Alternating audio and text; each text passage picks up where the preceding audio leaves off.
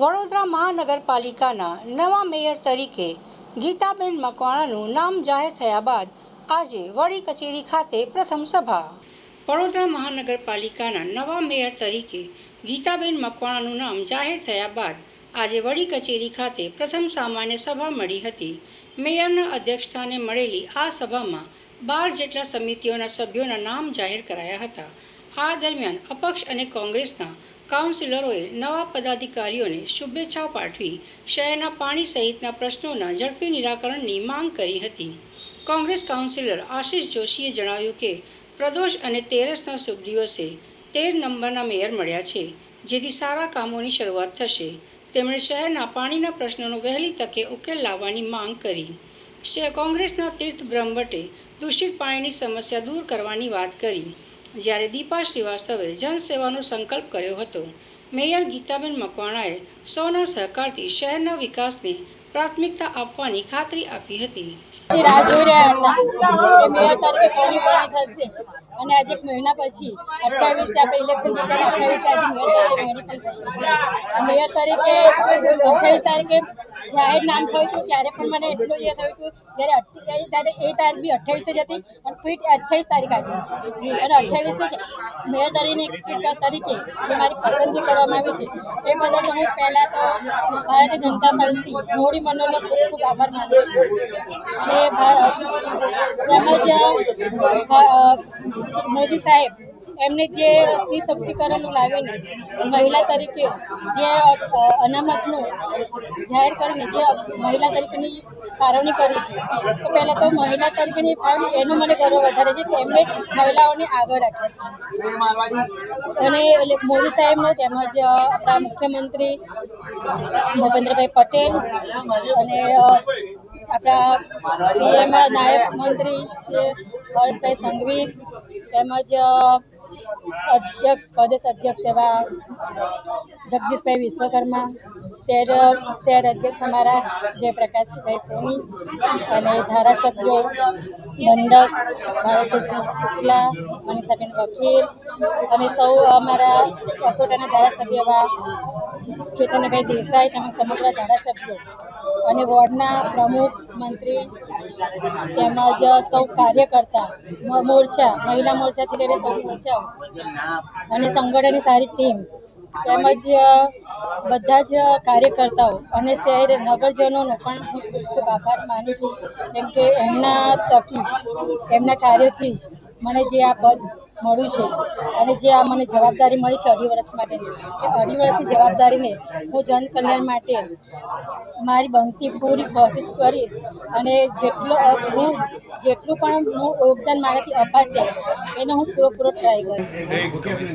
સ્વાતંત્ર્યવીર વિનાયક દામોદર સાવરકરજીના જન્મજયંતિ નિમિત્તે તેમના ચરણોમાં કોટી કોટી વંદન કરું છું. સંસ્કારી નગરી સયાજી નગરી વડોદરા ના રાષ્ટ્રપ્રેમી નગરજનોને જય શ્રી રામ કરું છું. ભારતીય જનતા પાર્ટી વડોદરા મહાનગરના યશસ્વી અધ્યક્ષ જયપ્રકાશ સોનીજીની આગેવાનીમાં આજે વડોદરા મહાનગરપાલિકા ચૂંટણી 2026 અન્વયે મહાનગરપાલિકાના પદાધિકારીઓની નિમણૂક પામેલા તમામને હૃદયપૂર્વકના અભિનંદન પાઠવું છું. આજે જ્યારે ભારતીય જનતા પાર્ટી એક કાર્યકર્તા તરીકે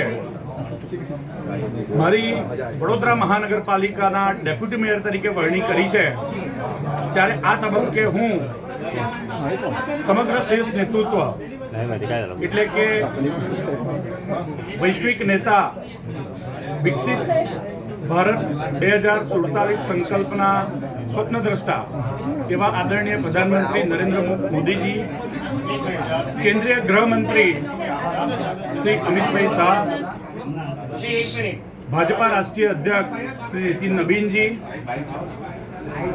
ગુજરાતના મુખ્યમંત્રી શ્રી ભૂપેન્દ્રભાઈ પટેલ, ભાજપા ગુજરાત પ્રદેશના અધ્યક્ષ શ્રી જગદીશભાઈ વિશ્વકર્મા, ગુજરાતના નાયબ મુખ્યમંત્રી અને વડોદરાના પ્રભારી મંત્રી એવા શ્રી હર્ષભાઈ સંઘવી, ભારતીય જનતા પાર્ટી ગુજરાત પ્રદેશના સંગઠન મહામંત્રી શ્રી રત્નાકરજી, મધ્ય ઝોનના પ્રભારી મંત્રી એવા શ્રી મહામંત્રી પ્રદેશના મહામંત્રી શ્રી હિતેન્દ્રસિંહ ચૌહાણ, મહાનગરના યશસ્વી અધ્યક્ષ ડૉક્ટર જયપ્રકાશ સોની,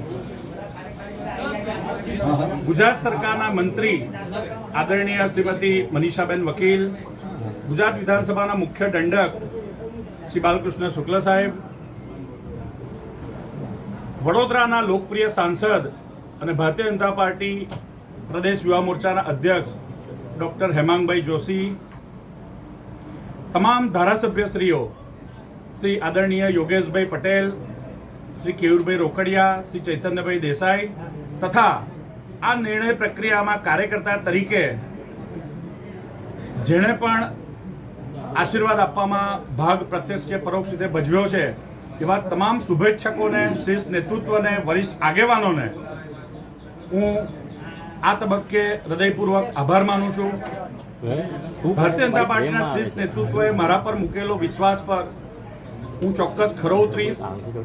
વડોદરા મહાનગરપાલિકાની સમગ્ર ટીમ જ્યારે વડોદરાના વિકાસની જવાબદારી અમારા શિરે છે ત્યારે